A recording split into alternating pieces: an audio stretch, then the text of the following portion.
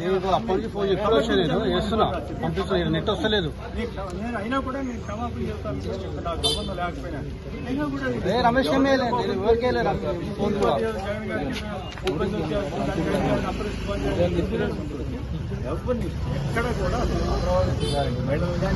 Warranty ఏం లేదు.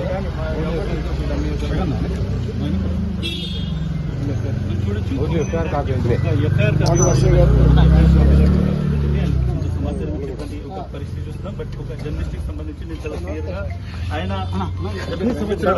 ఆయన వయసు సీనియర్ సిటిజన్ 70 సంవత్సరాల వయసులో బయట కూర్చోబెట్టారు అనేటువంటిది సెక్షన్ చూసుకుంటే మనము ఆయన మీద కేసు అయింది. ఎక్కడంటే రాయపూడి గ్రామానికి సంబంధించినటువంటి తుళ్ళూరు పోలీస్ స్టేషన్ సంబంధించినటువంటి కేసు ఇది.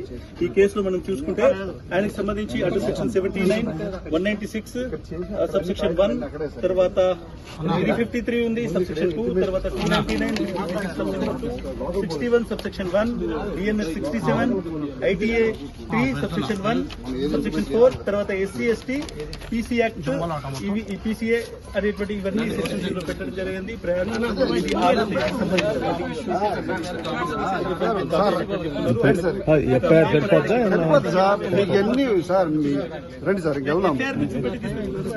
సంబంధించి మాత్రం ఎఫ్ఐఆర్ మాత్రమే చెప్పండి. నోటీస్ లేదు, ఏది లేదు. సార్ ఒక ఎఫ్ఐఆర్ చూపెట్టి మిమ్మల్ని తీసుకెళ్తున్నారు, ఏం చెప్తారు సార్? నాకు తెలియదు గొడవ. ఎఫ్ఐఆర్ మీరు తీసుకెళ్ళొస్తా తెచ్చివారనుకుంటుందా ఏం తెలియదు. పోలీసు రాజ్యం నడుస్తా ఉంది, కానీ వీటిది కాదు. వీరు చాలా మర్యాదగానే ఉంటుంది. పోలీసు రాజ్యం 50 సంవత్సరాల జర్నలిస్ట్ ఇంత అన్యాయం ఊహించాలి.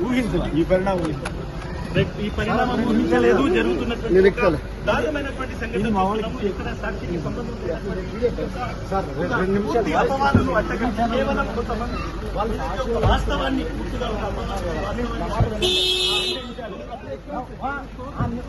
మీరు కోఆపరేట్ చేయాలి సార్. మీరు కోఆపరేట్ చేయాలి ప్లీజ్. మీరు కోఆపరేట్ చేయాలి ప్లీజ్. ఉండండి.